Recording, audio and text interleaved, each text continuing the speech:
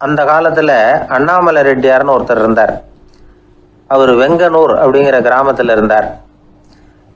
அங்கேருந்து விருத்தாசலம் கோவிலுக்கு தவறாமல் போயிட்டு வந்துக்கிட்டு இருந்தார். இடையில வெள்ளாறு, அதில் ஒரு சமயம் வெள்ளம் வந்துட்டுது. இவரால் போக முடியல. அதோட விளைவு வெங்கனூர்லேயே ஒரு கோவில் கட்டணும் அப்படின்னு முடிவு பண்ணார், சிவாலயம். அந்த சமயத்தில் வடநாட்டில் பஞ்சம். அதனால் அங்கே இருந்த பல சிற்பிகள் தென்னாட்டை நோக்கி வர ஆரம்பித்தாங்க. அவங்க வெங்கனூர் வழியாக வர்றது தெரிஞ்சதும் இவர் போய் பார்த்தார்.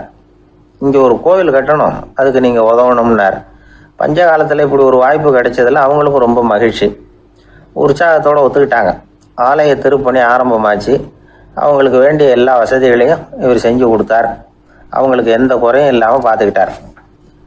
அது மட்டும் இல்லை, ஒவ்வொரு நாளும் அங்கே வருவார். உங்களுக்கு என்ன வேணும், எது வேணும்னு கேட்பார். ஏதாவது குறை இருந்தால் சொல்லுவாங்க, உடனே தீர்த்து வைப்பார். இவரும் கேட்பார், எந்த குறையாக இருந்தாலும் என்கிட்ட சொல்லுங்க அப்படின்னு சொல்லுவார். அதை தவிர இவராகவே கவனிச்சும் அவங்களுக்கு என்னென்ன தேவைங்கிறத கண்டுபிடிச்சி அதையெல்லாம் கொடுத்துக்கிட்டு இருப்பார். என்ன தேவைன்னாலும் அதை நிறைவேற்றி வச்சுருவார். அந்த சிற்பிகளின் தலைவன் ஒருத்தன், அந்த ஆளுக்கு வெத்தலை பாக்கு போடுறது பழக்கம். இதை தெரிஞ்சுக்கிட்டு அதுக்காகவே ஒரு ஆளை ஏற்பாடு பண்ணார். வேணுங்கிற போலாம் நீ வெத்தலை சிவல் மடித்து கொடுக்க வேண்டியது உன் வேலை அப்படின்னு ஒருத்தனை ஏற்பாடு பண்ணிட்டார். இப்படியெல்லாம் செஞ்சதும் அவங்களுக்கும் ரொம்ப உற்சாகம். ரொம்ப பொறுப்பாக சிற்ப வேலைகளை செஞ்சுக்கிட்டு இருக்கிறாங்க. ஒரு நாள் என்னாச்சு தெரியுமா? அந்த சிற்பிகளின் தலைவன் ரொம்ப நுணுக்கமாக ஒரு வேலையை செஞ்சுக்கிட்டு இருக்கிறான். சாரம் போட்டு அது மேலே படுத்துக்கிட்டு அண்ணாந்து பார்த்து உச்சியில் நுணுக்கமான சிற்பங்களை உருவாக்கிக்கிட்டு இருக்கான். சிற்பியின் கவனம் செதறப்படாதுங்கிறதுனால இவர் மெதுவாக சத்தம் போடாமல் கிட்ட போய் நின்று அதை கவனிச்சுக்கிட்டு இருக்கிறார். அந்த சிற்பி வழக்கம் போல் வெத்தலை பாக்குக்காக இடது கையை கீழே நீட்டினான். அந்த சமயம் பார்த்து அவருக்கு தாம்பூலம் கொடுக்குறவன் அங்கே இல்லை, எங்கேயோ போயிருக்கிறான். அண்ணாமலை ரெட்டியார் என்ன பண்ணார் தெரியுமா? தனக்காக கொடுக்கப்பட்ட தாம்பூலத்தை வாங்கி சிற்பியின் கையில் கொடுக்குறார். அவன் வாங்கி போட்டுக்கிட்டான். இது என்ன இன்னைக்கு வெத்தலை சீவல் வேறு மாதிரி இருக்குது, வாசனை தாம்பூலமாக இருக்குது அப்படின்னு யோசனை பண்ணிட்டு கீழே திரும்பி பார்க்குறார். பார்த்தா ரெட்டியார் மறுபடியும் சிற்பி கை நீட்டும் பொழுது கொடுக்கறதுக்காக தாம்பூலத்தை மடித்து வாங்கி வச்சுக்கிட்டு தயாராக நிற்கிறார். சிற்பிக்கு அதிர்ச்சி. உடனே பொத்துன்னு கீழே குதிச்சான். ஐயா, என்ன இது நீங்களா அப்படின்னா. இவர் சொன்னார், நான் ஒன்றும் தப்பு பண்ணலையே, உன்னுடைய கை புண்ணியம் செஞ்ச கை, கோயில் கட்டுற கை, அந்த கைக்கு தாம்பூலம் கொடுக்கறதுல என்ன தப்பு அப்படின்னாராம். ஏற்கனவே பஞ்சத்தில் அடிபட்டு வந்த எங்களை நீங்கள் ஆதரிச்சதே பெரிய விஷயம். இந்த செயல் என்னை ஒரு பெரிய கடனாளி ஆகிவிட்டது. ஐயா, எங்களுக்கு உணவு உடை இதை மட்டும் நீங்கள் கொடுத்தா போதும், ஊதியம்னு எதுவும் வாங்க மாட்டோம் அப்படின்னு நானும். அந்த சிற்பி எவ்வளோ வற்புறுத்தியும் எதுவும் வாங்கிக்கலையாம். இந்த செய்தியை தமிழ் தாத்தா டாக்டர் ஊவேசா சொல்லியிருக்கிறார். அந்த காலத்தில் எப்படிப்பட்டவங்கெல்லாம் வாழ்ந்துருக்கிறாங்க பாருங்கள். இந்த காலத்தில் ஒருத்தர் கோவில் கட்டினார், வேலை செய்கிற எல்லாருக்கும் சாப்பாடு போடுவார். சிற்ப வேலை செஞ்சுட்டு சாப்பிட வர்ற ஒவ்வொருத்தர் கையையும் அன்பாக பிடிச்சி முத்தம் கொடுத்து உள்ளே அனுப்புவார். அந்த கைகளுக்கு நீங்கள் கொடுக்குற மரியாதையாது அப்படின்னு கேட்டாங்க. அது இல்லைங்க, ஏற்கனவே முதல் பந்தியில் சாப்பிட வந்தவன் மறுபடியும் வர்றானான்னு கண்டுபிடிக்கிறதுக்காக கையை பிடிச்சி மோந்து பார்க்குறேன் அப்படின்னாராம் அவர். பிரம்மத்தை அறிந்தவன் பிரம்மமாகிறான் அப்படின்னு ஒரு பெரியவர் பேசினார் ஒரு கோவிலில். தைத்திரிய உபனிஷத்து அப்படி சொல்லுதான். இதை கேட்கும் பொழுது நமக்கு ஒரு சந்தேகம் வரும். அது எப்படி? பிரம்மத்தை அறிந்தவன் பிரம்மம் ஆகிறான்னா, சிங்கத்தை அறிந்தவன் சிங்கம் ஆகிறானா, தோசையை அறிந்தவன் தோசை ஆகிறானா? இப்படிப்பட்ட சந்தேகம் நமக்கு வர்றதுல ஒன்றும் ஆச்சரியம் இல்லை. இது இயற்கை. இதுக்கும் அந்த பெரியவரே பதில் சொல்றார். சிங்கம் வேற, நாம வேற. அதனால சிங்கத்தை அறிந்தவன் சிங்கம் ஆக மாட்டான். ஆனா பிரம்மம் வேற, நாம வேற இல்லை. அதனால பிரம்மத்தை அறிந்தவன் பிரம்மமாகிறான் அப்படிங்கிறது அவரோட விளக்கம். மனிதன் அவன்தான் தான் பிரம்மங்கிறது தெரியாதனால தான் அதை வேற எங்கேயோ தேடிட்டு இருக்கிறான். கடைசியில் அது தான் தாங்கிறது புரிஞ்சுக்கிற பொழுது அவன் பிரம்மம் ஆயிடுறான். இதை விளக்கிறதுக்கு ஒரு உபநிஷத்து கதையே இருக்கு. நமக்கு தெரிஞ்ச கதை தான், ஆனால் அதை வேற விதமான அர்த்தத்தில் விளையாட்டாக சொல்லிட்டு இருக்கிறோம். ஒரு சமயம் ஒரு 10 நண்பர்கள் ஒரு காட்டு வழியாக போய்கிட்டு இருக்கிறாங்க. குறுக்க ஒரு நதி, அதை கடந்து அடுத்த பக்கம் போகணும். எல்லாரும் ஒரு வழியாக கடந்து அடுத்த கரைக்கு போய் சேர்ந்துட்டாங்க. அங்கே போய் சேர்ந்ததுக்கு அப்புறம் எல்லாரும் பத்திரமா சேர்ந்துட்டோமா அப்படின்னு தெரிஞ்சுக்கிறதுக்காக எண்ணி பார்க்குறான் அந்த கூட்டத்து தலைவன். அவங்க மொத்தம் 10 பேர். ஆனால் அவன் எண்ணி பார்க்குறப்போ 9 தான் வருது.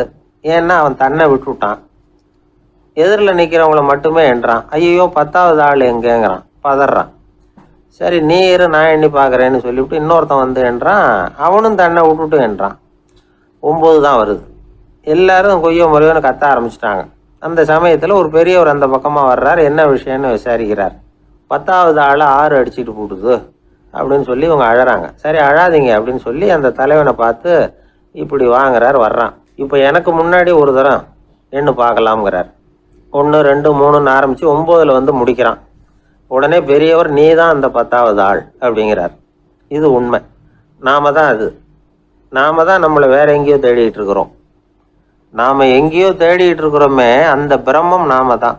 இப்படி ஒரு பெரிய உண்மையை விளக்கறதுக்காக தான் அப்படி ஒரு கதை சொல்லப்பட்டது.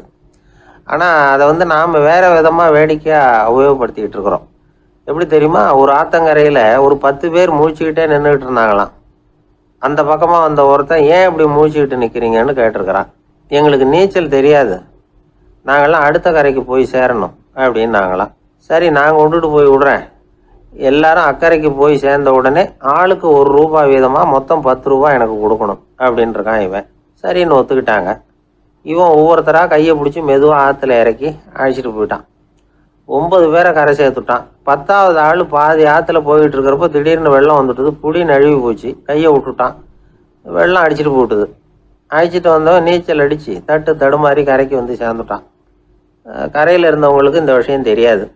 இருந்தாலும் இவன் உடம்பு பூரா நனைஞ்சி கொஞ்சம் அதிகமாக மூச்சு வாங்க நின்றுக்கிட்டு இருந்தானா. ஏங்க ஏன் இப்படி மூச்சு வாங்குது, என்ன விஷயம் அப்படின்னு கேட்டாங்களாம். அதுக்கு இவன் கொஞ்சமாக அலட்டிக்காம சொன்னானா, வேற ஒன்றும் இல்லை, நீங்கள் கொடுக்க வேண்டிய ₹10ல் ₹1 குறைஞ்சி போச்சு அவ்வளவுதான் அப்படின்னானா. ஒரு ஆள் ராமகிருஷ்ணரை தேடி வந்தான். அவன் கையில் 1000 பொற்காசுகள் வச்சுருந்தான். அதை அவர்கிட்ட கொடுத்து இதை ஏற்றுக்கணும் அப்படின்னு ரொம்ப பணிவாக கேட்டுக்கிட்டான். அவர் பார்த்தார், இது எனக்கு தேவையில்லை, ஆனாலும் உன்னுடைய மனசை புண்படுத்துறதுக்கு நான் விரும்பலை, அதனால் நீ கொடுக்கறத வாங்கிக்கிறேன்னார். வாங்கிக்கிட்டார். அப்புறம் கேட்டார், இதை பாரு, இனிமே இதெல்லாம் என்னுடைய இது தானே அப்படின்னார். ஆமாம், அதெல்லாம் நான் உங்களுக்கே கொடுத்துட்டேன் அவன். சரி, இப்போ நீ எனக்காக ஒரு காரியம் பண்ணணும்னார். என்ன செய்யணும்னு சொல்லுங்கன்னா, இந்த நாணயங்களையெல்லாம் எடுத்துக்கிட்டு போய் கங்கை நதியில் எரிஞ்சுட்டு வா அப்படின்னார். இவனுக்கு அதிர்ச்சியாக போச்சு. என்ன பண்ணுறது, இனிமேல் அது முடியாதுன்னு சொல்ல முடியாது. ஏன்னா அந்த நாணயங்களையெல்லாம் அவருக்கே கொடுத்துட்டான். இனிமேல் அதெல்லாம் இவனுடையது இல்லை.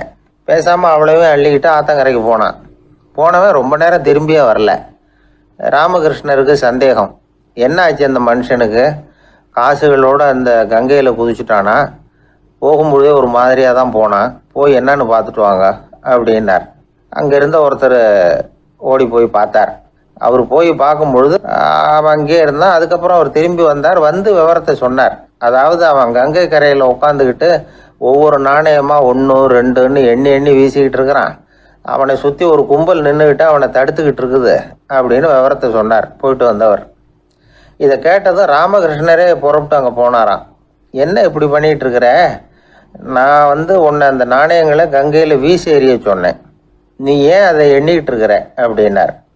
பழக்கம்தான் காரணம், நான் ஒவ்வொரு நாளும் ஒவ்வொன்றா சேமித்து வச்சேன். இன்றைக்கி என்கிட்ட நிறைய இருக்குது, உங்களுக்கு ஒரு 1000 நாணயங்களை கொடுக்கணுங்கிறது என்னோட ஆசை அப்படின்னா. இப்போ ராமகிருஷ்ணர் சொன்னார், ஒரே நேரத்தில் எல்லாத்தையும் சம்பாதிச்சிருந்தா நீ எண்ணுறது பொருத்தமாக இருக்கும். எல்லாத்தையும் இழக்கும்போது ஒவ்வொன்றா எண்ணிக்கிட்டு இழக்கிறதுங்கிறது சரியான செயல் இல்லை. அதனால் ஒரே தடவையாக எல்லாத்தையும் தூக்கி எறிஞ்சிடும் அப்படின்னார். இது இழப்பது அப்படிங்கிற ஒரு உயர்ந்த நிலை. இதை நாம் யதார்த்த வாழ்க்கையில் சம்மந்தப்படுத்தி பார்த்து குழப்பிக்கிட்டு இருக்கக்கூடாது. இழக்கிறேன்னு சொல்லிக்கிட்டு இருக்கிற காசையெல்லாம் ஆற்றுலையும் குளத்துலையும் கொண்டு போய் எரிஞ்சுட்டு வாங்க அப்படின்னு உபதேசம் பண்ணுறதாக யாரும் நினச்சிடக்கூடாது. இதில் நாம் புரிஞ்சிக்க வேண்டியது என்னென்னா, எதையாவது ஒன்றை இன்னொருத்தருக்கு கொடுக்கணும் அப்படின்னு விருப்பப்பட்டால் அதை மனப்பூர்வமாக கொடுத்துடணும். கொடுத்துட்டு அதையே நினச்சிக்கிட்டு இருக்கக்கூடாது. நம்மால் ஒருத்தர் ஒரு ₹100 நோட்டை தன்னுடைய நண்பர் ஒருத்தர்கிட்ட கொடுத்து, இது உனக்கு தான் வச்சுக்கோ அப்படின்னார். அவர் பார்த்தார், இது இனிமேல் எனக்கு தானே சொந்தம் அப்படின்னார். ஆமான்னார் அவர். அப்படின்னா எனக்காக நீ ஒரு உதவி செய்யணும்னார். சொல்லுங்க செய்கிறேன்னார் அவர். இந்த ₹100 நோட்டை தீ வச்சு கொளுத்தி விடுனார். இவர் அதிர்ச்சியாகி அவரை பார்த்தார். இப்போ அவர் சொன்னார், நீ எனக்கு அன்பா கொடுத்தது இது. இந்த நோட்டு கள்ள நோட்டுங்கிறது எனக்கு முன்னாடியே தெரியும். சீக்கிரம் கொளுத்தி விடு, அதுதான் நம்ம 2 பேருக்குமே நல்லது அப்படின்னாராம் அவர். எங்க போயிட்டு வரீங்க அப்படின்னு கேட்டேன். எனக்கு வேண்டப்பட்ட ஒருத்தரை பார்த்து. ஆஸ்பத்திரிக்குன்னார். எந்த ஆஸ்பத்திரிக்குன்ன? மாட்டு ஆஸ்பத்திரிக்குன்னார். என்ன விஷயம்னு? மாமனாருக்கு உடம்பு சரியில்லை, அதுதான் மாட்டு ஆஸ்பத்திரிக்கு போயிட்டு வரேன்னார். அட பாவி, அதுக்கு அந்த ஆஸ்பத்திரிக்கா போவாங்க அப்படின்னு ஆச்சரியமா. அட அது இல்லைப்பா, முதல்ல எங்கள் குடும்ப டாக்டர் தான் தேடிக்கிட்டு போனேன்.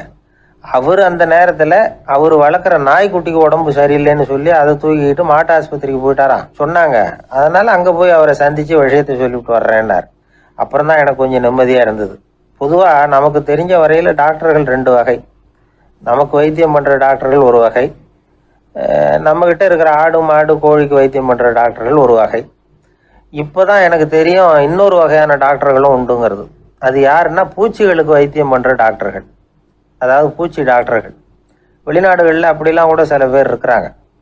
பிரிட்டனில் யார்க்ஷயர் வட்டாரத்தில் ராதர்ஹாம் அப்படின்னு ஒரு ஊர். அங்கே ஒரு விலங்கியல் மருத்துவர், பேர் டாக்டர் லான்ஸ் ஜெப்சன். அவர் ஆஸ்பத்திரி வாசலில் பார்த்தீங்கன்னா தினமும் நிறைய பேர் நின்றுட்டு இருப்பாங்க. கையில் கண்ணாடி குடுவை, தகர டப்பா இப்படி ஏதாவது இருக்கும். அதுக்குள்ளே ஏதாவது பூச்சிகள் இருக்கும். அதுக்கு வைத்தியம் பண்ணுறதுக்காக வந்தவங்க தான் அவங்க எல்லாம். சிலந்தி பூச்சி, பல்லி, தேளு, பாம்பு இப்படி ஏதாவது இருக்கும். பொழுதுபோக்காக சில பேர் நாய், பூனை, கிளி, மைனா, புறா இப்படி ஏதாவது வளர்க்குறாங்கல்ல, அது மாதிரி இப்போல்லாம் தேளு, பல்லி, பாம்பு, பூச்சி இதையெல்லாம் வளர்க்க ஆரம்பிச்சிட்டாங்களாம். இது ஒரு புது ஃபேஷன். இப்போ கூண்டுக்குள்ளே டப்பாக்குள்ளே போட்டு வளர்க்குறது, அதுக்கு ஏதாவது நோய் வந்துட்டுதுன்னா வைத்தியம் பண்ணுறதுக்கு டாக்டர்கிட்ட வந்துட வேண்டியது, இப்படி இந்த பழக்கம்லாம் நிறையா வந்துட்டுது. ரத்தம் உறிஞ்சிற அட்டைகள் கூட இவங்ககிட்ட வைத்தியத்துக்கு வருதான். சிலந்திகளில் செங்கால் சிலந்தின்னு ஒரு வகை. மத்திய அமெரிக்க காடுகளில் இது அதிகம். சிலந்திகள்லேயே ரொம்ப விலை உசந்தது இந்த ரகம்தான். கால்களில் சிவப்பு கோடுகள் இருக்கும். இந்த இனம் இப்போ குறைஞ்சிக்கிட்டே வர்றதுனால சர்வதேச விதிகளின்படி இவற்றின் ஏற்றுமதி இறக்குமதிக்கு தடை விதிக்கப்பட்டிருக்குது. அதனால் இதை வளர்க்குறவங்க வீட்டுக்குள்ளேயே இனவிருத்தி மூலமாக பெருக்கி விற்பனை பண்ணிட்டு வராங்களாம். அந்த வகை சிலந்திகள் தான் இப்போ வைத்தியத்துக்கு அதிகமாக வருதான். சரி, இதுக்கெல்லாம் எப்படி வைத்தியம் பண்ணுறாங்க? முதல்ல அதை குளிர்பதன பெட்டியின் வழுவழுப்பான சுவரில் விட்ட உடனே அதெல்லாம் மெதுவாக இறங்கி வரும். அப்போ அதன் நோயை கண்டுபிடிக்கிறது சுலபம். அப்புறம் அதுக்கு கிருமிகளை கொல்லக்கூடிய மருந்துகளையோ வலி நிவாரண மருந்துகளையோ கொடுப்பாங்க. கால் உடைஞ்ச சிலந்திகளுக்கு பசையை கொண்டு ஆப்ரேஷன் பண்ணுவாங்க. சில சிலந்திகளுக்கு உடைஞ்ச காலை எடுத்துட்டா புதிய கால் வளர்ந்துடும். சிலந்திகளை மனிதர்கள் கையில் எடுக்கிறப்போ அது பயந்து போய் கீழே குதிக்குது. அதனால் கால் உடஞ்சி விடுது, இல்லைன்னா வயிறு சேதமடையுது. அந்த நிலைமையில் வர்ற சிலந்திகளுக்கு மயக்க மருந்து கொடுத்து ஆப்ரேஷன்லாம் கூட பண்ணுறாங்களாம். பார்த்தீங்களா பூச்சிகளுக்கு வந்த வாழ்வே. நம்ம ஊர்லேயும் வீடுகளில் பூச்சிகள் வளர்க்குறது உண்டு. ஒருத்தர் வந்தார், எனக்கு 3000 கரப்பாம்பூச்சி அவசரமாக தேவைப்படுது, எங்கே கிடைக்கும்னு கேட்டார். கரப்பாம்பூச்சியா? அது என்னத்துக்குன்னு கேட்டோம். அது வேற ஒன்றும் இல்லை, நான் குடியிருக்கிற வாடகை வீட்டை காலி பண்ண போகிறேன். வீட்டு சொந்தக்காரர் என்ன சொல்கிறாருன்னா, இந்த வீட்டுக்கு நான் குடி வந்தப்போ எப்படி இருந்ததோ அதே நிலைமையில் விட்டுட்டு போகணும்னு வீட்டுக்காரர் சொல்லியிருக்கிறார், அதனால தான் கேட்டேன் அப்படின்னார். ஒரு தந்தை தன்னோட பிள்ளைய ரொம்ப தைரியசாலியாக வளர்க்கணும்னு ஆசைப்பட்டார். அதுக்காக அவனை கூப்பிட்டு உட்கார வச்சு இப்படி உபதேசம் பண்ணார். இதை பாருப்பா, நான் உன்னாட்டம் இருக்கிறப்போலாம் எதுக்கும் பயப்பட மாட்டேன், ரொம்ப துணிச்சலாக இருப்பேன். ஒரு நாள் ஒரு அப்பாவி எலிய ஒரு பூனை துரத்திட்டு ஓடிச்சு. நான் உடனே என்ன செஞ்சேன் தெரியுமா? அந்த பூனையை பிடிச்சேன், அது வாலில் ஒரு பட்டாசு சரத்தை கட்டினேன், கொளுத்தி விட்டேன். படபடன்னு வெடிக்க ஆரம்பிச்சுட்டுது. அது துள்ளிக்கிட்டு அங்கேயும் இங்கேயும் ஓடி இருக்கு பாரு ஓட்டம், ரொம்ப தமாஷு அப்படின்னார் அப்பா. இப்படி சொல்லிவிட்டு பையனை பார்த்து, இதை கேட்கறதுக்கு உனக்கும் துணிச்சல் வருதா? நான் என்னுடைய செயலை நீ கேட்குறப்போ உனக்கு துணிச்சல் வருதா அப்படின்னு கேட்டார். வருதுன்னா பையன். எப்படின்னா அப்படிங்கிற விவரத்தையும் சொன்னான் அவன். அதாவது எலியை விரட்டினத்துக்காக பூனை வாலில் பட்டாசு கொளுத்துனீங்க நீங்கள், பூனையை விரட்டினத்துக்காக உங்கள் கழுத்தில் பட்டாசு சரத்தை மாட்டினா என்னன்னு தோணுது எனக்கு அப்படின்னு நான் பையன். பையனோட துணிச்சல் அப்பாவே நடுங்க வச்சுட்டுது. அது சரி, ஒரு அப்பா பிள்ளைக்கு இப்படியா உபதேசம் பண்ணுறது? எல்லாருக்கிட்டையும் அன்பா பழகிறது எப்படி அப்படின்னு சொல்லி கொடுக்கணும். பிஞ்சு உள்ளங்கள்ல நஞ்ச தூவலாமா? ஒரு நாள் விநாயகர் ஒரு பூனையோட விளையாடிக்கிட்டு இருந்தாராம். அப்படி ஆசையாக விளையாடிக்கிட்டு இருந்தப்ப அவரோட கை நகம் தவறுதெல்லாம் பூனையோட முகத்தில் பட்டுட்டு தான். அது ஒரு சின்ன கீறலை உண்டாகி விட்டுது. அப்போ அவர் அதை ஒரு பெருசாக நினைக்கல. கொஞ்ச நேரத்துக்கு அப்புறம் விநாயகர் வீட்டுக்கு வந்தார். அவங்க அம்மா பார்வதி தேவியை பார்த்தார். பார்வதி தேவி கன்னத்தில் விரலால் கீறினது மாதிரி ஒரு அடையாளம் இருந்தது. விநாயகருக்கு அதிர்ச்சி, ஆச்சரியம். நம்ம அம்மா இந்த உலகத்துக்கே தாயார். அப்பேற்பட்ட அவங்க முகத்திலேயே கீறலை உண்டாக்கக்கூடியவங்க யாரா இருக்க முடியும் அப்படின்னு யோசனை பண்ணார். தாயே, உன்னுடைய கன்னத்தில் இந்த வடு எப்படிம்மா ஏற்பட்டதுன்னு கேட்டார். குழந்தாய், இது நீ செஞ்ச காரியம்தான்ப்பா. உன்னுடைய கை நகம் கீறினதுனால ஏற்பட்ட வடு தான் இது அப்படின்னாங்க அவங்க. விநாயகர் திடுக்கிட்டு போட்டார். எப்படிம்மா அது? நான் எந்த காலத்துலேயும் ஒன்று அப்படி கீறினதாக எனக்கு நினைவு இல்லையே அப்படின்னார். இன்னைக்கு காலையில் ஒரு பூனையை கீறினதை நீ மறந்துட்டியா அப்படின்னாங்க அந்த அம்மா. விநாயகர் திகைச்சு போய் நின்னார். பார்வதி தேவி சொன்னாங்க, இதை பாருப்பா, இந்த உலகத்தில் இருக்கக்கூடிய எல்லா உயிர்கள்லேயும் நான் இருக்கிறேன். நான் தான் இந்த உலகமாக ஆகியிருக்கிறேன். ஆகையினால நீ யாரை துன்புறுத்தினாலும் அது உண்மையிலேயே என்ன துன்புறுத்தினதாக தான் வந்து முடியும் அப்படின்னாங்க. விநாயகர் மனசுக்குள்ள ஒரு வெளிச்சம் ஏற்பட்டு தான். அதுக்கப்புறம் அவர் யாரையுமே கல்யாணம் பண்ணிக்காததுக்கு அதுதான் காரணமா. இந்த உலகத்தில் எல்லாரையும், இங்கே இருக்கிற எல்லாத்தையும் தாயின் வடிவமாக அவர் பார்க்க ஆரம்பிச்சிட்டாராம். குருதேவர் ராமகிருஷ்ணர் இந்த கதையை எடுத்து சொல்லியிருக்கிறார். நபிகள் நாயகம் ஒரு தடவை ஒரு நாற்காலியில் உட்காந்து என்னமோ யோசனை பண்ணிட்டு இருந்திருக்கிறார். அப்போ அவரோட உடையில ஒரு கீழ்ப்பகுதி தரையில் படிஞ்சு கிடந்திருக்குது. அங்கே விளையாடிக்கிட்டு இருந்த ஒரு பூனை அது மேலே வந்து படுத்து தூங்கி போச்சு. தொழுகை செய்ய வேண்டிய நேரம் வந்துட்டது. நபிகள் நாயகம் எழுந்திருக்க பார்த்தார். அப்போதான் பூனை தன்னோட உடை மேலே படுத்து தூங்கிட்டு இருக்கிறது கண்ணில் படுது. பூனையோட தூக்கத்தை கலைக்க விரும்பல அவர். தன்னுடைய சகோதரியை கூப்பிட்டார். ஒரு கத்திரிக்கோல் எடுத்துகிட்டு வர சொன்னார். பூனை படுத்திருந்த உடைப்பகுதி மட்டும் இருக்குல்ல, அதை மட்டும் அதோட கத்திரிச்சு விட்டுட்டு அதுக்கப்புறம் அவர் எழுந்திரிச்சு தொழுகைக்கு போனாராம். அதாவது பிற உயிர்கள்கிட்ட எப்படி அன்பு காட்டணுங்கிறத பெரியவங்க எவ்வளவோ விதத்தில் நமக்கு எடுத்து காட்டியிருக்கிறாங்க. இருந்தாலும் எத்தனை பேர் மனசில் அதெல்லாம் உரைச்சிருக்குது. நாமளும் நம்ம ட்ரெஸ்ஸு மேலே ஒரு பூனை படுத்திருந்தா ஒரு கத்திரிக்கோலை தான் தேடுவோம், எடுத்துக்கிட்டு வர சொல்லுவோம். துணியை வெட்டுறதுக்கு பதிலாக இல்லை அதோட வாழை வெட்டினா என்ன அப்படின்னு தோணும். ஒரு ஆள் ரொம்ப பிரியமாக ஒரு பூனையை ஆற்றுல குளிப்பாட்டிக்கிட்டு இருந்தானா. எப்படி? அந்த பூனையை ஆற்று தண்ணியில் அமுக்கி அமுக்கி குளிப்பாட்டிக்கிட்டு இருக்கிறான்.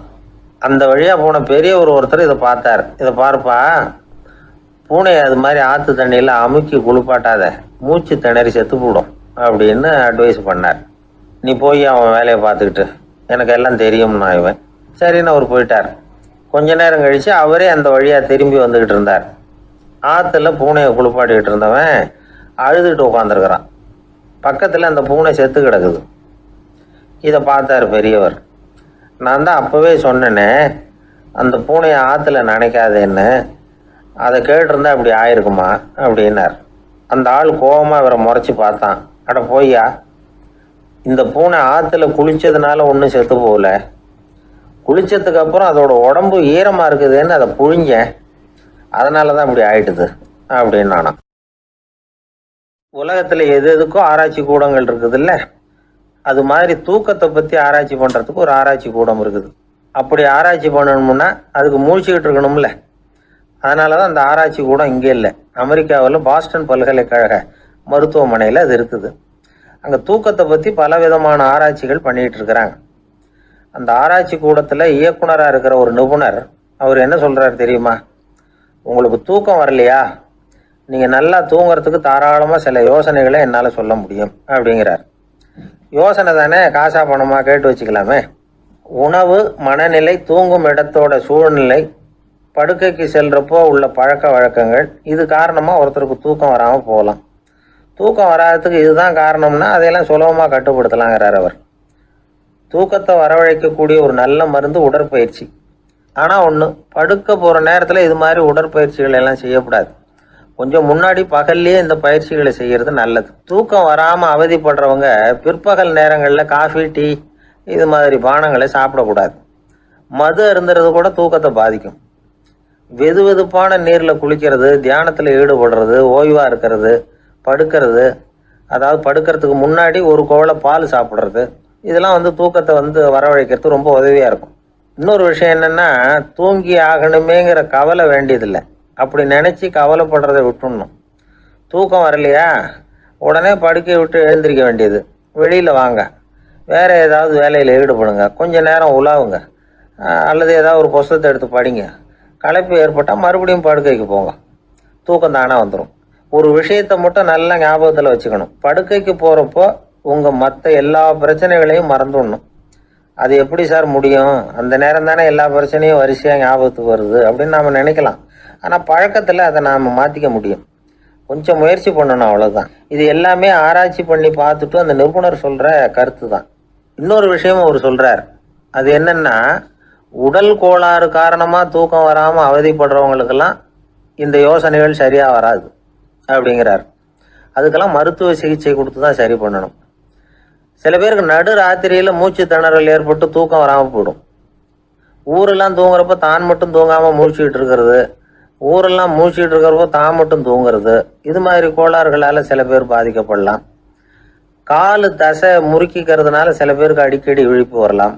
மன அழற்சி காரணமாக சில பேருக்கு தூக்கம் வராது. இது மாதிரி கோளாறுகளுக்கெல்லாம் அதுக்கு தகுந்த மாதிரி சிகிச்சை கொடுத்து தான் சரி பண்ண வேண்டியிருக்கும். எந்த கோளாறும் இல்லாமல் தூக்கம் வரலைன்னா ஆரம்பத்தில் சொன்ன முறைகளை கடைபிடிச்சு பார்க்கலாம். தூக்கம் வந்ததுன்னா யோசனை சொன்ன அந்த நிபுணருக்கு நன்றி சொல்லலாம். ஒருத்தர், ஏன் சார் பஸ்ஸில் தூங்குறது கெட்ட பழக்கமானு கேட்டார். இல்லையே, நான் கூட பஸ்ஸில் போகிறப்ப தூங்கிட்டு தானே போவேன் அப்படின்னார் இன்னொருத்தர்.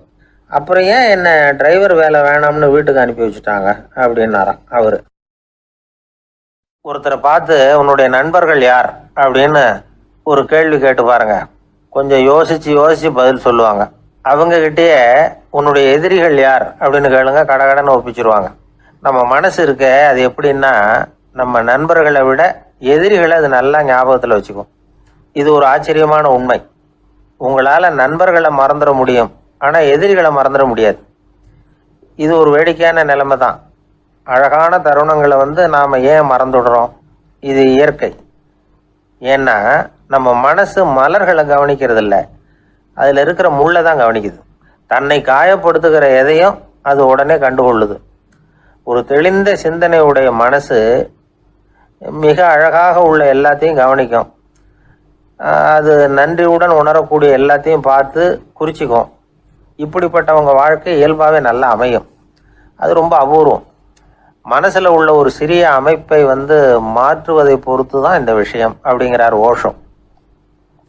ஒரு யூத கோவில் இருந்துதான், அது யூதர்களின் மடமாகவும் இருந்தது.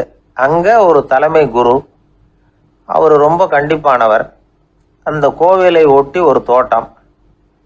ஒரு நாள் காலையில் அந்த தோட்டத்தில் 2 இளம் யூதர்கள் நடந்து போய்கிட்டு இருக்கிறாங்க. காலையில் 1 மணி நேரம், மாலையில் 1 மணி நேரம் அவங்க அந்த தோட்டத்தில் நடக்கிறதுக்கு அனுமதி உண்டு.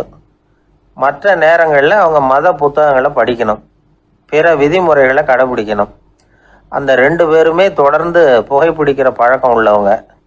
ஆனால் கோவில் மடத்தில் இருக்கிறப்போ அவங்க புகைப்பிடிக்க முடியாது, அது கடுமையான குற்றம். சரி, நாம் தோட்டத்தில் இருக்கிறப்போவாவது புகைப்பிடிக்கலாமா அப்படின்னு ஒரு ஆசை அவங்க 2 பேருக்குமே. இருந்தாலும் பயம். இப்படி கேட்டால் மத குரு என்ன சொல்லுவாரோ அல்லது என்ன செய்வாரோங்கிற பயம். இப்படியே கொஞ்ச நாள் ஆச்சு. ஒரு நாள் அந்த 2 பேரில் ஒருத்தன் ரொம்ப கலங்கி போய் அந்த கோவிலில் இருந்து வெளியில் வந்துக்கிட்டு இருந்தான். வந்தவன் நேராக தோட்டத்து பக்கம் போனான். அங்கே இன்னொருத்தன் ஆனந்தமாக புகை பிடிச்சிக்கிட்டு இருக்கிறான். அதை பார்த்து தான் இவனுக்கு அதிர்ச்சி. அட கடவுளே, என்ன இது, நீ கேட்காமலே ஆரம்பிச்சிட்டியா அப்படின்னா.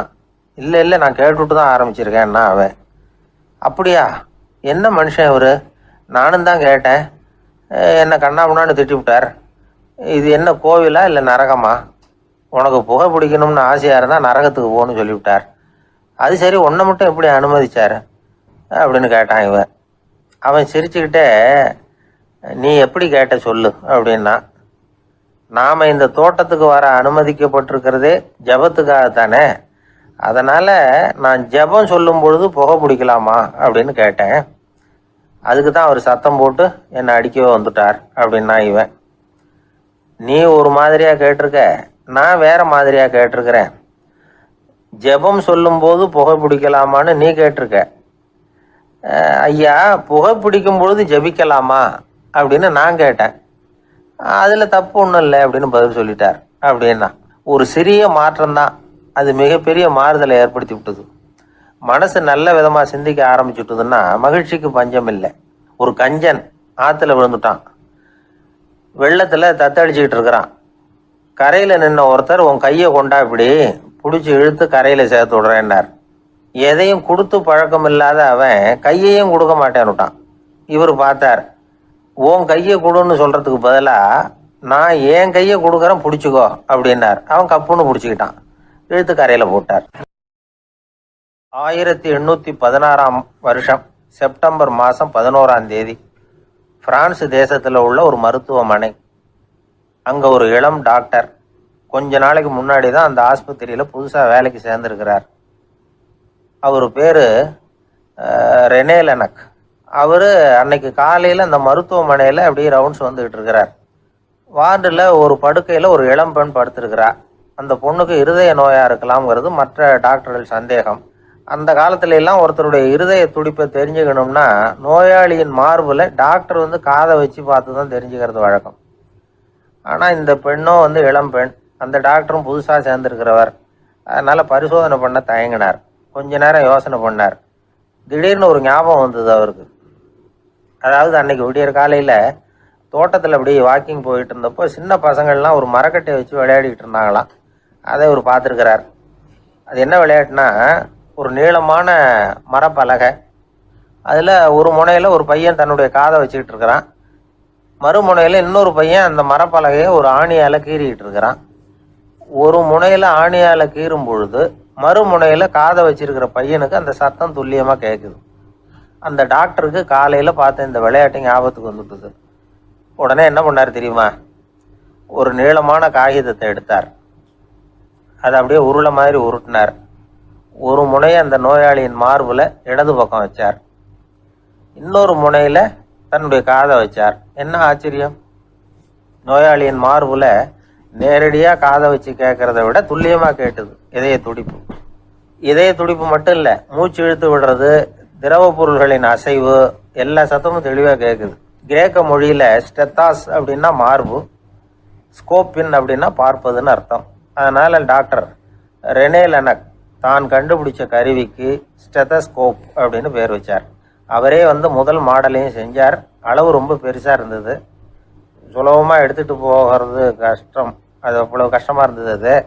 அதனால் அவரே அதை அப்புறம் 2 பிரிவாக தயார் பண்ணார். இது 2 துண்டையும் டாக்டர் தன்னோட கோட்டு பாக்கெட்டில் வச்சுக்கலாம், தேவைப்படுறப்ப எடுத்து ஒன்றா சேர்த்துக்கலாம். இப்படிதான் அவர் ஆரம்பத்தில் பண்ணார்.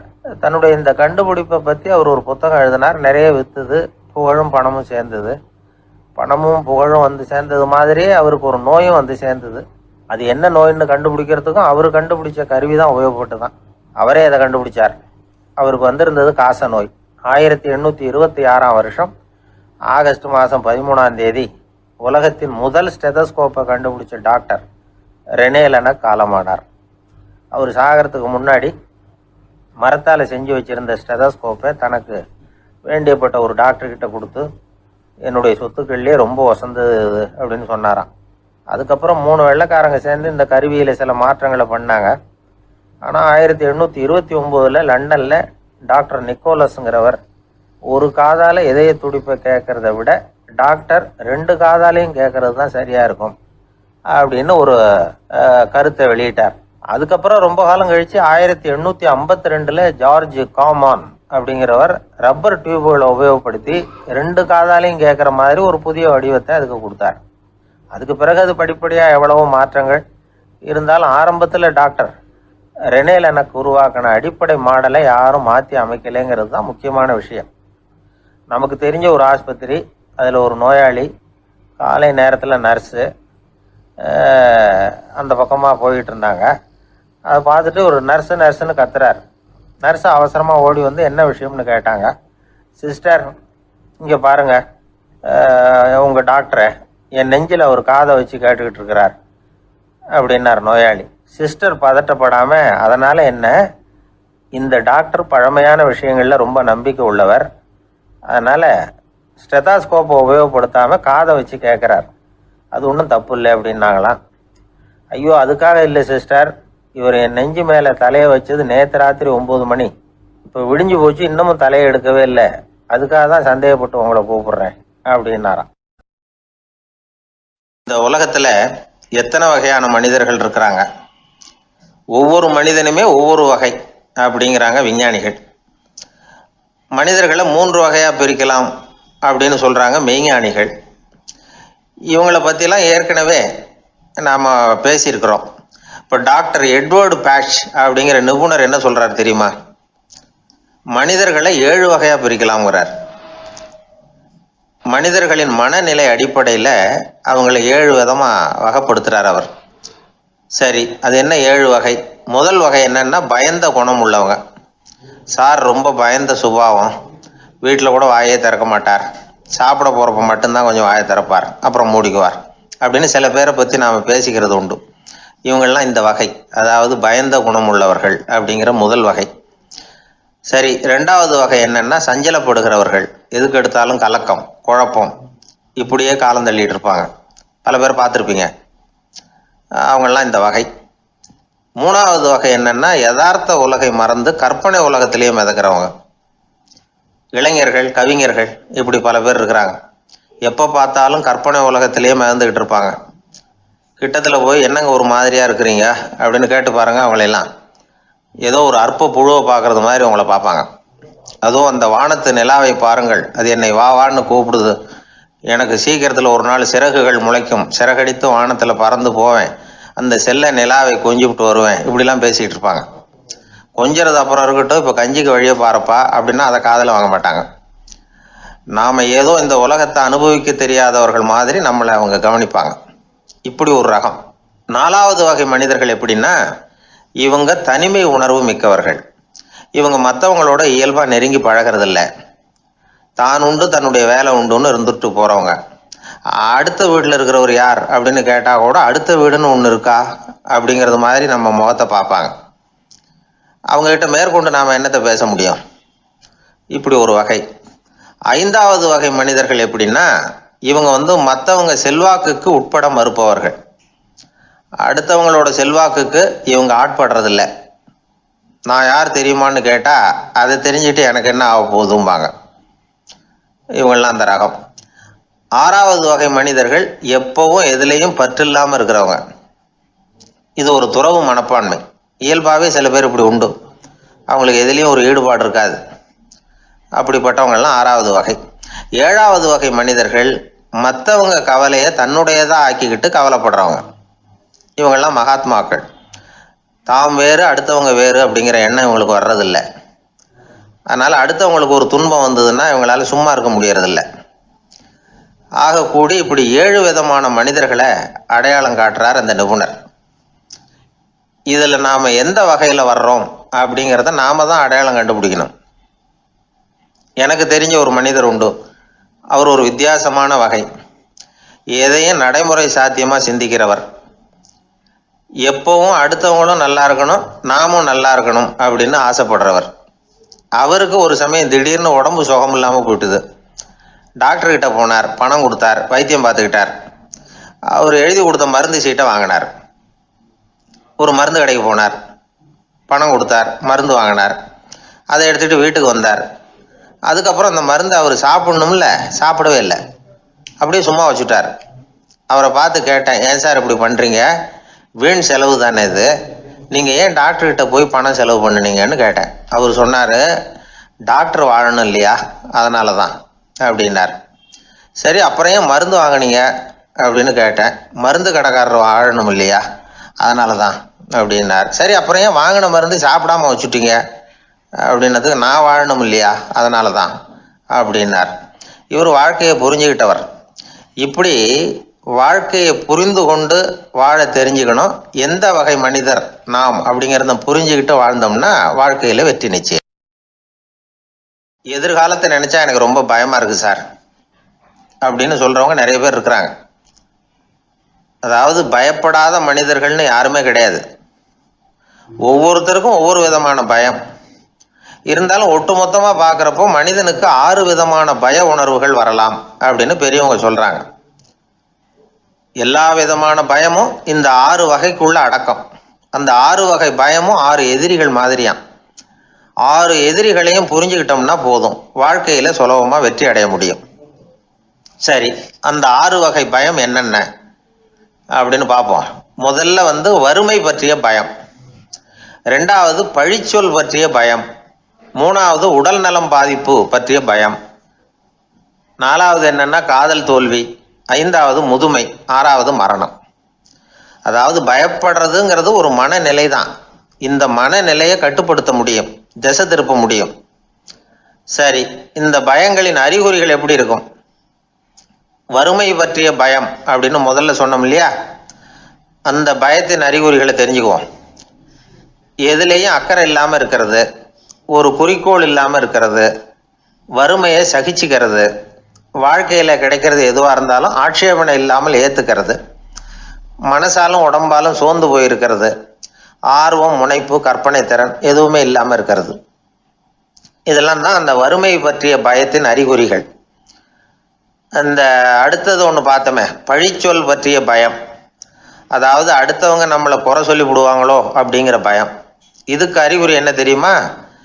புதியவர்களை சந்திக்கிறதுக்கு பயப்படுறது, முடிவு எடுக்க முடியாமல் குழம்புறது, பிரச்சனைகளை தவிர்க்க விரும்புறது, தாழ்வு மனப்பான்மை, வரவுக்கு மீறி செலவு செஞ்சு இமேஜை உயர்த்திக்கிறது, குறிக்கோள் இல்லாத வாழ்க்கை. இதெல்லாம் தான் அதுக்கு அறிகுறிகள். 3வது பயம் உடல் நலம் பாதிப்பு பற்றிய பயம், அதாவது நோய் பற்றிய பயம். ஒரு உண்மை என்ன தெரியுமா? டாக்டரை சந்திக்கிற மனிதர்களில் 75% பேர் தங்களுக்கு நோய் வந்துட்டுதுங்கிற கற்பனையில் இருக்கிறவங்களாம். நிஜமாவே நோய் கிடையாது அவங்களுக்கு. இந்த பயத்தின் அறிகுறிகள் என்னன்னா, வியாதிக்கான அறிகுறிகள் தன்னிடம் இருக்கிறதாக நினச்சிக்கிறது, எந்த நேரமும் வியாதியை பற்றியே பேசி பேசி மனசை அங்கேயே வச்சிருக்கிறது, நோய் சம்பந்தமான செய்திகளை படித்து நமக்கு இப்படி ஆயிடுமோ அப்படின்னு வேதனைப்படுறது. இதெல்லாம் தான் அதுக்கு அறிகுறிகள். 4வது பயம் காதல் தோல்வி. இது ரொம்ப வேதனை, உடம்பையும் மனசையும் சீரழிச்சு விடும். ஆண்களை விட பெண்கள் தான் இந்த பய உணர்வில் அதிகமாக பாதிக்கப்படுறாங்க. 5வது முதுமை பற்றிய பயம். 6வது மரண பயம், வயசான காலத்தில் எப்படி சமாளிக்கிறது அப்படிங்கிற பயம். ஆக இதையெல்லாம் நாம் புரிஞ்சிக்க வேண்டியது ரொம்ப அவசியம். இந்த 6 வகை பயங்களை சரியாக புரிஞ்சுக்கிட்டு நாம் நடந்துக்கணும்.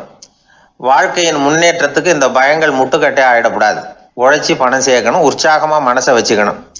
மனசை கட்டுப்படுத்துகிற மார்க்கம் தெரிஞ்சுக்கிட்டா போதும், எல்லாம் சரியாக வந்துடும்.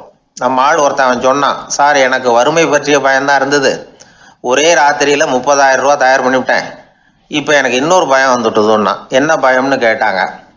போலீஸு கண்டுபிடிச்சிருமோங்கிற பயம்னா. இது இந்த பயத்தில் அடங்காது.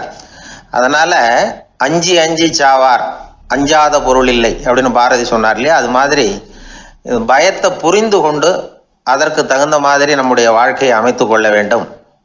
அப்படி அமைத்து கொள்ளுகிறவர்களுக்கு வெற்றி நிச்சயம். ஒரு ஊர்ல ஒரு ஆள் இருந்தான். அவனுக்கும் அவன் மனைவிக்கும் சண்டை. இவன் கோவிச்சுக்கிட்டு வீட்டை விட்டு வெளியில வந்துட்டான். நேரா தன்னுடைய நண்பன் ஒருத்தனை தேடிட்டு போனான். அந்த நண்பன் எப்படின்னா, எதுக்கும் அசரமாட்டான், எப்பவும் மகிழ்ச்சியா இருப்பான். அவன்கிட்ட போய் இவன் யோசனை கேட்டான். அது சரி, நீ எப்படி எப்பவும் மகிழ்ச்சியா இருக்கிற, என்னால் அப்படி இருக்க முடியலையே அப்படின்னு கேட்டான். என்ன நடந்தது சொல்லுன்னா அவன், வீட்டில் எனக்கும் என் மனைவிக்கும் தகராறு, நிம்மதி இல்லை, அதுதான் இங்கே வந்தேன், உங்ககிட்ட யோசனை கேட்கலாமேன்னு அப்படின்னு விவரத்தை சொன்னான். அதை கேட்டுட்டு அதுக்கப்புறமா இவன் சொன்னான், இந்த பாருப்பா, இது ஒன்றும் பெரிய விஷயம் இல்லை, எனக்கு 2 மனைவிகள், 2 வீடு. ஒரு வீட்டில் சண்டை வந்துட்டுதுன்னா நேராக இன்னொரு வீட்டுக்கு வந்துடுவேன், இங்கே சண்டை வந்துட்டுதுன்னா நேராக அங்கே போயிடுவேன். 2 குடும்பம் இருக்கிறதுனால இப்படி ஒரு வசதி, இதுதான் என்னுடைய மகிழ்ச்சியின் ரகசியம் அப்படின்னு நானா. ஓ அப்படியா விஷயம், இப்போ புரிஞ்சுக்கிட்டேன், உன்னுடைய யோசனைக்கு ரொம்ப நன்றி அப்படின்னு சொல்லிவிட்டு அவன் திரும்பி வந்துட்டான். அங்கே இங்கே தேடினான். ஒரு வாரத்துக்குள்ள இன்னொரு பொண்ணை தேடி கண்டுபிடிச்சி கல்யாணம் பண்ணிட்டான். இப்போ இவனுக்கும் 2 வீடு ஆயிட்டுது. அதுக்கப்புறம் என்னாச்சு தெரியுமா, இவன் 2வதா கல்யாணம் பண்ணிட்டு வந்தானே, இந்த செய்தி முதல் மனைவிக்கு தெரிஞ்சு போச்சு. போனான், அது கழுத்தை பிடிச்சி வெளில தள்ளி விட்டு கதவை சாத்தி விட்டுது. இனிமே இந்த பக்கம் வராத, எனக்கு தெரியாம எப்படி நீ இன்னொரு கல்யாணம் பண்ண அப்படின்னு சொல்லி அடிச்சு விரட்டி விட்டுது. இவன் அதனால என்ன பரவாயில்லன்னு 2வது மனைவி வீட்டுக்கு போனான். அங்க பார்த்து, நீ எனக்கு கல்யாணம் பண்றதுக்கு முன்னாடி ஏற்கனவே உனக்கு கல்யாணம் ஆச்சுங்கிற விஷயத்த ஏன் என்கிட்ட சொல்லல அப்படின்னு சொல்லி அதுவும் கழுத்தை பிடிச்சி வெளில தள்ளி விட்டுது. இவன் வீதிக்கு வந்துட்டான். இங்கேயும் போக முடியல, அங்கேயும் போக முடியல. என்ன இது, அவன் சொல்லி கொடுத்த யோசனை ஒன்றும் சரியா வரலையே அப்படின்னு யோசனை பண்ணிக்கிட்டே நடந்தான். வழியில் ஒரு பாழடைஞ்ச மண்டபம். சரி, இன்னைக்கு ராத்திரி இங்கேயே படுத்துருவோம், வேற எங்கேயும் போய் படுத்து தூங்க முடியாது, அதான் 2 பேரும் விரட்டி விட்டாங்களே, என்ன பண்ணுறது அப்படின்னு சொல்லி அந்த மண்டபத்தில் போய் ஒரு தூணில் ஓரமாக சாஞ்சி உக்காந்தான். அப்போ எதிர்த்தாப்புல இன்னொரு தூண் ஓரமாக யாரோ அசைகிறது மாதிரி தெரிஞ்சுது, லேசான இருட்டில். யாரப்பா அது அப்படின்னு கிட்ட போய் பார்க்குறான். அப்புறம் தான் தெரியுது, அவன் யார் தெரியுமா, இவனுக்கு யோசனை சொன்னான்ல 2 கல்யாணம் பண்ணிக்கணும்னு சொல்லி, அவன் அங்கே படுத்து கிடக்குறான். டேய் நீ எப்படிடா இங்கே வந்த அப்படின்னா, 2 வீட்லேயும் சண்டை வந்துட்டுது, அதுதான் இங்கே வந்தேன், படுத்து தூங்கலாமேன்னு அப்படின்னா. 2 வீடு இருக்கிறது சௌரியம்னு என்கிட்ட சொன்னியப்பா அப்படின்னா இவன். நான் அப்படி சொன்னதுக்கு ஒரு காரணம் உண்டுன்னா அவன். என்னடா காரணம்னு கேட்டான். அது வேற ஒன்றும் இல்லை, தினமும் ராத்திரியில் இந்த மண்டபத்தில் தனியாக படுக்கிறதுக்கு எனக்கு பயமாக இருந்தது, எனக்கு ஒரு துணை தேவைப்பட்டது, அதுக்காக தான் உங்ககிட்ட அப்படி ஒரு யோசனை சொன்னேன். இப்போ நீயும் வந்ததுனால எனக்கு துணை கிடைச்சிட்டுது, இப்போ நம்ம 2 பேரும் துணையாக இங்கே படுத்துக்கலாம், நீ அந்த தூணில் சாஞ்சிக்கோ, நான் இந்த தூணில் சாஞ்சிக்கிறேன் அப்படின்னு சொல்லி படுத்து தூங்க ஆரம்பிச்சிட்டானோ. அதாவது நம்ம வாழ்க்கையில் முடிவுகள் எடுக்கிற விஷயத்துல இந்த ஆள் மாதிரி தான் பல பேர் நடந்துக்கிறோம் அப்படிங்கிறார். அதாவது உலக புகழ்பெற்ற மனோதத்துவ மேதை ஸ்காட் பெக் அப்படிங்கிறவர். அதாவது வீட்டுக்கு தேவையான பொருள்கள் வாங்குறதுல இருந்து கல்யாணம் பண்றது, வீடு கட்டுறது வரைக்கும் அடுத்தவங்க பேச்சை கேட்டு வீணா போறவங்க தான் அதிகம். அறிவுரை கேட்கறதுல தப்பு இல்லை, ஆனா அதுக்கப்புறம் அதை பத்தி சரியா சிந்திச்சு பாக்குறது இல்லை, அதுதான் தப்பு. சில பேர் அறிவுரை சொல்றதுலேயே ரொம்ப தெளிவா இருப்பாங்க. ஏன் சார் 2 சம்சாரத்தோட குடும்பம் நடத்துறது ரொம்ப கஷ்டமானு கேட்டாராம் ஒருத்தர். அது எனக்கு தெரியாதுங்க அப்படின்னாராம் அவர். ஏன்னு கேட்டிருக்கார். ஏன்னா எனக்கு 3 சம்சாரம் அப்படின்னாராம் அவர். ஒரு புகழ்பெற்ற ஜப்பானிய சாமுராய் வீரன், வாள் வீசுறதுல ரொம்ப கெட்டிக்காரன். ஒரு கடுமையான போரில் கலந்து கொண்டுட்டு களைச்சி போய் திரும்பி வந்தான். படுக்கையில் விழுந்தான். பக்கத்தில் என்னமோ சத்தம் கேட்டுது. திரும்பி பார்த்தான். ஒரு எலி அவனை முறைச்சி பார்த்துக்கிட்டு இருந்தது. உடனே வாழை உருவனா வீசினான். அது தப்பிச்சிட்டு ஓடி போச்சு. எவ்வளோ முயற்சி பண்ணி பார்த்தா முடியல. கடைசியில் அந்த வாள் முறிஞ்சு போனது தான் மிச்சம். ஒரு பக்கம் அவனுக்கு இது அவமானமாக போயிட்டுது, இன்னொரு பக்கம் பயமாக போயிட்டுது. எவ்வளவோ போர்களில் எதிரிகளை பந்தாடினவன் அவன் ஒரு எலிகிட்ட தோற்று போய்டுறதா அவனால் சகிச்சிக்க முடியல. மனைவி கிட்ட சொன்னான் இப்படி நடந்துட்டுதுன்னு. அவள் சிரிச்சா. உங்களுக்கு புத்தியே இல்லை, எலியை போய் யாராவது வாளால் வெட்டுவாங்களா அப்படின்னு அந்த அம்மா சொன்னதும், நீ என்ன சொல்கிறேன்னா, ஒரு பூனையை கொண்டுட்டு வந்துட்டா போதும், அதுக்கப்புறம் ஏன் எலி வரப்போகுது அப்படின்னு அந்த அம்மா. உடனே ஒரு பூனை வந்து சேர்ந்தது. அது சாதாரண பூனை இல்லை, வீர சாகசங்கள்லாம் செஞ்சு பழக்கப்பட்ட பூனை. பெரிய இடத்துல வளர்ந்தது. அதை கொண்டுட்டு வந்துட்டாங்க. அந்த பூனை குறிப்பாத்து எலி மேலே பாஞ்சுது. ஆனால் அந்த எலியை சுலபமாக தப்பிச்சு போட்டுது. அடுத்தபடியாகவும் பாயறதுக்கு முயற்சி பண்ணிச்சு அந்த பூனை. ஆனால் அந்த எலியோ ரொம்ப தந்திரமாக திடீர்னு அந்த பூனையின் முகத்துக்கு நேராக பாஞ்சுது. அவ்வளவுதான். அந்த பூனை பயந்து போய் ஒரே தாவி ஜன்னல் வழியாக வெளியில் ஓடி போச்சு. அந்த வீரனுக்கு இது ஒரு பெரிய அதிர்ச்சியாக இருந்தது. அடுத்தபடியாக யோசனை பண்ணான். ராஜா வளர்த்துக்கிட்டு இருந்த அரண்மனை பூனையை ஒரு நாள் இரவலாக கேட்டு வாங்கிட்டு வந்தான். ஊர் உலகம்லாம் பேர் வாங்கின பூனை இது. அந்த பூனையாலும் அந்த எலியை ஒன்றும் செய்ய முடியல. வீரனுக்கு ரொம்ப அதிர்ச்சி. அந்த அரண்மனை பூனைகிட்டையே போய் புலம்புனான். அரண்மனை பூனையே, நீயே தோற்று போயிட்டியே, இனிமேல் நான் என்ன செய்ய முடியும்னா. அந்த பூனை சிந்திச்சுது. அப்புறம் சொல்லிச்சு, இந்த காரியத்துக்கு இந்த மேல்மட்ட விவகாரம்லாம் சரிப்பட்டு வராது. சாதாரண வீட்டு பூனை கிடச்சிதுன்னா அதை கொண்டுகிட்டு வந்து விட்டுப்பார் அப்படின்னது. சாதாரண பூனையால் என்ன செஞ்சிட முடியும்னா இவன் நம்பிக்கை இல்லாமல். இப்போது அந்த அரண்மனை பூனை சொல்லிச்சு, பெரிய வீட்டு பூனையெல்லாம் நல்லா சாப்பிட்டு தூங்கி பழக்கப்பட்டிருக்கோம், அதுக்கெல்லாம் ராஜதந்திரம் தெரியும், ஆனால் எலி பிடிக்க தெரியாது. அதுக்கான வளர்ப்பும் இல்லை, பயிற்சியும் இல்லை. ஏன்னா அதுக்கெல்லாம் பசி கிடையாது. சாதாரண வீட்டு பூனை அப்படி இல்லை, பசிக்கு ஆகாரம் தேடி அலையும். எலிகளை பிடிச்சி சாப்பிட்டுட்டு தான் உயிர் வாழும். அதனால் அதுகளுக்கு எலியை பிடிக்கிற எல்லா உத்திகளும் தெரியும், எங்களுக்கு தெரியாது அப்படின்னது. அது சரியே, அதுவும் பூனை தான், நீயும் பூனை தான், அதால் முடிகிற காரியம் ஏன் உன்னால் முடியல அப்படின்னு கேட்டான் இவன். இதுக்கு அந்த பூனை சொல்லிச்சு, இதே கேள்வியை நானும் கேட்டேன், உன்னுடைய தந்திர முறை என்னன்னு கேட்டேன். அதுக்கு பதில் சொல்லாமல் படுத்து தூங்கி போச்சு. அதை மறுபடியும் எழுப்பி கேட்டேன், அதுக்கு கோவம் வந்துட்டுது. இதில் என்ன தந்திர முறை வேண்டியிருக்கு, நான் ஒரு பூனை அவ்வளவுதான். பூனைன்னா பூனை, பூனை எலியை பிடிக்கும், நான் எலியை பிடிக்கிறேன் அவ்வளவுதான்னுது அப்படின்னு சொல்லி விவரமாக சொல்லிச்சு அந்த அரண்மனை பூனை. உடனே ஒரு சாதாரண பூனையை கொண்டுட்டு வந்துட்டாங்க. கொண்டாந்து விட்டால் அது பார்க்குறதுக்கு ரொம்ப சாதாரணமாக தெரிஞ்சுது. இந்த வீரனுக்கு நம்பிக்கை வரல. இருந்தாலும் அதை கொண்டுட்டு வந்து வீட்டுக்குள்ளே விட்டான். ஒரே நிமிஷம் அந்த எலியை கவிட்டு வெளியில் ஓடி போச்சு. மேலிடத்து பூனைகள்லாம் இதை வேடிக்கை பார்த்துக்கிட்டு வெளியில் நின்றுக்கிட்டு இருக்குது. எல்லாரும் மெதுவாக அந்த பூனையை நெருங்கி, உங்ககிட்ட அப்படி என்ன தனிப்பட்ட திறமை, அதோட ரகசியம் என்னன்னு கேட்டாங்க. அந்த சாதாரண பூனை ரொம்ப சாதாரணமாக சொல்லிச்சான், அதெல்லாம் எனக்கு தெரியாது, நான் பூனை, அவ்வளவுதான், நீங்களும் பூனையா இருங்க அப்படின்னு சொல்லிவிட்டு அந்த பூனை தன்னுடைய வாயில் கவிய எலியோடு அங்கேருந்து நடந்து போச்சு. இந்த கதையிலேருந்து நாம் புரிஞ்சிக்க வேண்டிய தத்துவம் என்னென்னா, நீயாக இரு. இதுதான் அந்த தத்துவம். நம்ம ஒவ்வொருத்தருக்கு உள்ளேயும் ஒரு தனித்தன்மை இருக்குது. இதை அவங்கவுங்க புரிஞ்சுக்கிட்டு உண்மை இயல்பு புரிஞ்சுக்கணும். நம்முடைய இயல்பு என்னங்கிறது நமக்கு தெரியணும். அதை கண்டுபிடிக்கிறது தான் உண்மையான கலை. ஒரு பெரிய மனுஷன் வாயை அகலமாக திறந்து வச்சுட்டு தூங்கிட்டு இருந்தான். உடனே ஒரு எலி உள்ளே பூந்துட்டு தான். வீட்டு வேலையாள் டாக்டருக்கு ஃபோன் பண்ணான், எங்கள் முதலாளி வாய்க்குள்ளே ஒரு எலி பூந்துட்டுது டாக்டர் அப்படின்னா. நான் உடனே புறப்பட்டு வரேன், அதுக்கு முன்னாடி நீ ஒரு ரொட்டி துண்டை எடுத்து ஒரு வாய்க்கு முன்னாடி காட்டு, உள்ளே போன எலி வெளியில் வந்துடும்னார் டாக்டர். சரின்னு சொல்லிவிட்டான். கொஞ்ச நேரத்தில் டாக்டர் அங்கே போய் சேர்ந்தார். அப்போ வேலைக்காரன் ஒரு பெரிய மீனை அவர் வாய்க்கு நேராக இப்படியும் ஆட்டிக்கிட்டு இருந்தான்.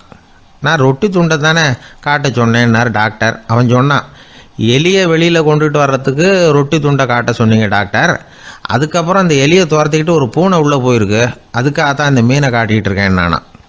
இது எதுக்குன்னா, இப்படி வேடிக்கையாக சொல்கிறது, பூனை பூனையாக இருக்க வேண்டும், எலி எலியாக இருக்க வேண்டும், மனுஷன் மனுஷனாக இருக்க வேண்டும் அப்படிங்கிறத புரிஞ்சுக்கிறது. நாம இருக்கிற வரை வெற்றி நிச்சயம். எனக்கு ஒரு நண்பர், அவர் ஒரு வழக்கறிஞர். ஒரு நாள் அவர்கிட்ட பேசிக்கிட்டு இருந்தேன். அப்போ கேட்டேன், ஏன் சார் நீங்கள்லாம் கோர்ட்டில் வாதாடுறப்போ கருப்பு நிற அங்கி அணியிறீங்களே, அதுக்கு என்ன காரணம்? சட்டத்துக்கும் கருப்பு கலருக்கும் என்ன சம்பந்தம் அப்படின்னு கேட்டேன். அது ஒரு சுவாரஸ்யமான கதைன்னார் அவர். சொல்லுங்களேன் அப்படின்னு அவர் சொன்னார். கிபி 1694 வருஷத்துல இங்கிலாந்து அரசி 2வது மேரிங்கிறவர் இறந்து போனார். அந்த ராணியோட கணவர் 3ஆம் வில்லியம், அவரு ஒரு உத்தரவு போட்டாராம், அரசியோட மறைவுக்கு அனுதாபம் தெரிவிக்கிற வகையில வழக்குரைஞர்கள் எல்லாரும் கருப்பு நிற அங்கி அணியணும் அப்படின்னு. அன்னைக்கு ஆரம்பிச்ச அந்த பழக்கம் அதுக்கப்புறம் மாறவே இல்லையாம், இன்னைக்கும் தொடருது. வழக்குரைஞர்கள்லாம் முதல்ல கருப்பு அங்கி மட்டும்தான் அணிஞ்சாங்களாம். அதுல ஒரு சின்ன சங்கடம், ஏற்கனவே உடம்பு கருப்பா இருக்கிறவங்க அதுக்கு மேல கருப்பு ட்ரெஸ் வேற போட்டுக்கிட்டா முகம் பளிச்சுன்னு தெரியாது இல்லையா. அதனால முகம் பளிச்சுன்னு தெரியறதுக்காக அவங்கெல்லாம் வெள்ளை நிற பட்டி அணிய ஆரம்பிச்சாங்களாம். இப்படிதான் இங்கிலாந்துல அந்த பழக்கம் ஆரம்பமாயிருக்குது. அந்த சமயத்துல இந்தியாவை ஆண்டது பிரிட்டிஷ்காரங்க தானே, அதனால இங்கேயும் அந்த பழக்கம் அப்படி நடைமுறைக்கு வந்துட்டுது. அதே மாதிரி சர்ச்சிலின் மூதாதையரான மார்ல்பரோ பிரபுவின் ஞாபகார்த்தமா நீதிபதிகள் இந்த வெள்ளை குள்ளாய் அணிகிற முறை பழக்கத்துக்கு வந்துதான். இதுதான் என்னுடைய நண்பர் சொன்ன தகவல். இங்கிலாந்துல நீதிமன்றம்ங்கிறது ரொம்ப மதிப்புள்ளது. அந்த அளவுக்கு சட்டத்துக்கு அங்க மரியாதை. அங்க நடந்த ஒரு சுவாரஸ்யமான நிகழ்ச்சியை ஒரு சகோதரி எழுதி அனுப்பியிருந்தாங்க. அவங்க அப்பா நீதித்துறையை சேர்ந்தவரா, அவர் சொன்னதான் இது. அவங்க எழுதி அனுப்பியிருந்த விஷயம் என்னன்னா, அங்க ஒரு கேஸ்ல ஒரு முக்கியமான தீர்ப்பு வழங்க வேண்டி இருக்குது. ஜட்ஜி, பாரட்லா படிச்ச பெரிய பெரிய வக்கீல்கள், ஜூரி எல்லாருமா கூடி அந்த கேஸை பத்தி விவாதிக்கணும். சுமாரா 40 பேர். இதுக்காக கோர்ட்டு ஹாலில் விசேஷ சேம்பர்ல நுழையறதுக்கு முன்னாடி அவங்கெல்லாம் தங்களுடைய கோட்டு தொப்பி எல்லாத்தையும் கழட்டி அங்க நின்றுகிட்டு இருந்த ஒரு அட்டெண்டர் கிட்ட கொடுத்துட்டு உள்ள போனாங்க. அந்த ஆள் படிக்காதவர். அவரு ஒவ்வொருத்தர் கொடுக்கறதையும் வாங்கி அங்க அப்படியே ஒரு இடத்துல அடுக்கி வைக்கிறார். அப்படியே வாங்கி உள்ள வச்சுக்கிட்டு இருக்கிறார் ஒவ்வொரு இடத்துல. அது அவரோட வேலை. உள்ள போன ஜட்ஜி, வக்கீல், ஜூரி எல்லாரும் ரொம்ப நேரமா அந்த கேஸை பத்தி விவாதிக்கிறாங்க. ஒரு நாள் பூரா ஆயிட்டுது. அவ்வளவு தீவிரமா அக்கு வேறு ஆணி வேறைய பிச்சு உதறி இருக்கிறாங்க. ஒரு வழியா 13 மணி நேரம் கழிச்சு வெளியில வந்திருக்கிறாங்க. ஒவ்வொருத்தரா வர வர அந்த அட்டெண்டரும் அவங்க கோட்டு தொப்பிய அவங்க கிட்ட எடுத்து ரொம்ப மரியாதையா திருப்பி கொடுத்துக்கிட்டு இருக்கிறார். கடைசியா ஜட்ஜ்மெண்ட்லாம் எழுதி முடிச்சுட்டு ரொம்ப திருப்தியோடவும் களைப்போடவும் வெளியில வந்துகிட்டு இருக்கிறாராம். இந்த ஆள் அவருடைய மேல் கோட்டையும் தொப்பியையும் எடுத்து அவர்கிட்ட ரொம்ப மரியாதையோட நீட்டினாராம். ஜட்ஜுக்கு ரொம்ப ஆச்சரியம். இந்த ஆள் எப்படி இவ்வளவு பேரோட கோட்டு தொப்பி எல்லாத்தையும் ஞாபகம் பேசாம திருப்பி கொடுக்குறார் அப்படிங்கிறது அவருக்கு ஆச்சரியம். அதனால அவர் அந்த ஆளை பார்த்து கேட்டாராம், ஏப்பா இந்த கோட்டை கொடுக்குறிய, இது என்னோடது தானா? என்னோடது தான் உனக்கு எப்படி தெரியும் அப்படின்னாராம். இதுக்கு அந்த பியூனு ரொம்ப பதவிசா பதில் சொன்னாராம்.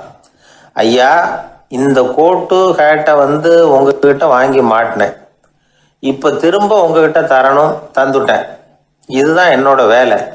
மற்றபடி இது உங்களோடதா இல்லையா அப்படிங்கறதெல்லாம் எனக்கு தெரியாதுங்க அப்படின்னாராம்.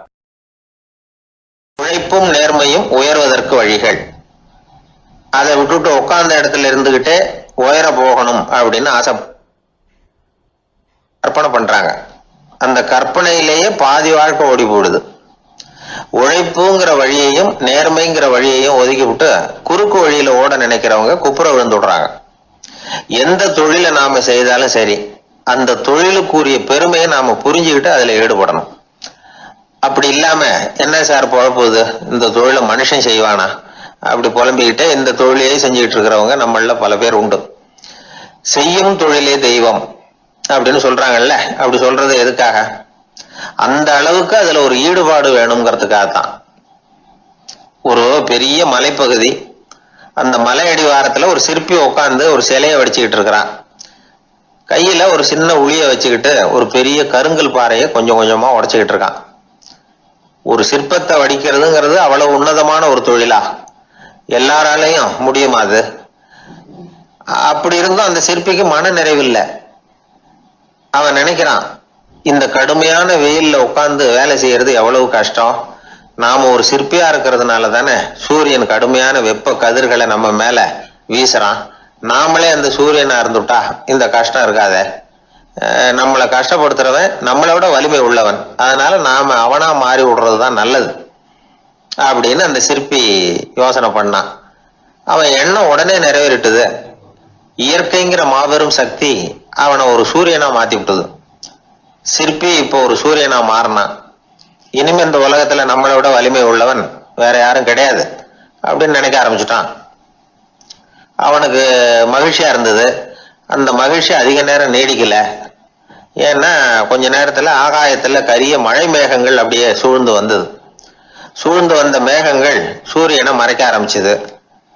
இப்போ சூரியனா இருந்த அந்த சிற்பி நினைச்சு பாக்குறான், என்ன இது, என்னையே இந்த மேகம் மூடி மறைக்குதுன்னா அது என்னை விட பெரிய ஆளாதான் இருக்கணும்.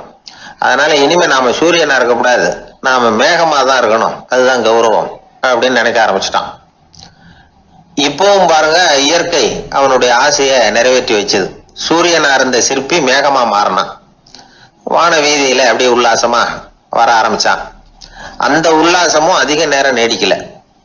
எதிரில பார்த்தா பிரம்மாண்டமான மலைகள் வழியை அடைச்சிட்டு நிக்குது. வேகமா வந்த மேகம் மலையில மோதிக்கிட்டுது. அந்த மலையை தாண்டி அப்பால செல்ல முடியல. இப்போ அந்த மேகம் நினைக்குது, நாம எந்த தடையும் இல்லாம அந்தரத்துல மிதந்து வர்றோம், நம்மையே போக விடாம தடுக்குதுன்னா அந்த மலைக்கு எப்பேற்பட்ட வலிமை இருக்கணும். இனிமேல நாம மேகமா இருந்து பிரயோஜனம் இல்ல, இருந்தா மலையா இருக்கணும், அதுதான் பெருமை அப்படின்னு நினைக்க ஆரம்பிச்சான். இப்பவும் பாருங்க, இயற்கை அவனுடைய ஆசையை நிறைவேற்றி வச்சது.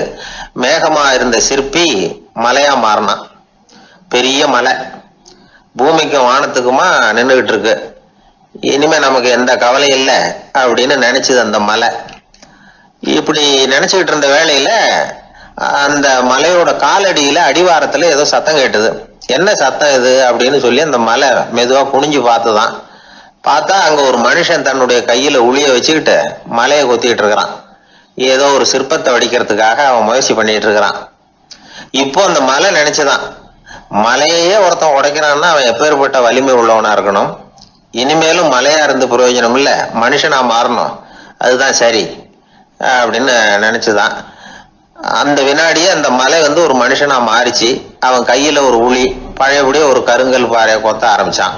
அந்த ஆள் பழைய நிலைமைக்கு வந்துட்டான். இந்த கதையிலிருந்து நாம தெரிஞ்சுக்க வேண்டியது என்னன்னா, தன்னுடைய உண்மையான பலம் என்னங்கிறது தெரியாமலே தாவி தாவி தடுமாறிக்கிட்டு இருக்கிறான் மனுஷன் அப்படிங்கிறது தான். இனிமேலாவது அதை புரிஞ்சுக்கணும். புரிஞ்சுக்கிட்டு புறப்படணும் வாழ்க்கையில வெற்றி பெறறதுக்கு. ஒரு குடும்ப தலைவருக்கு விபரீதமா ஒரு ஆசை வந்துதான்.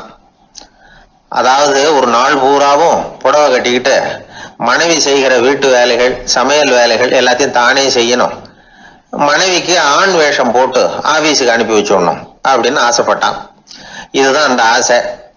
அதே மாதிரி செஞ்சான். பெண் வேஷத்துல சமையல் பண்ணிட்டு இருந்தான்.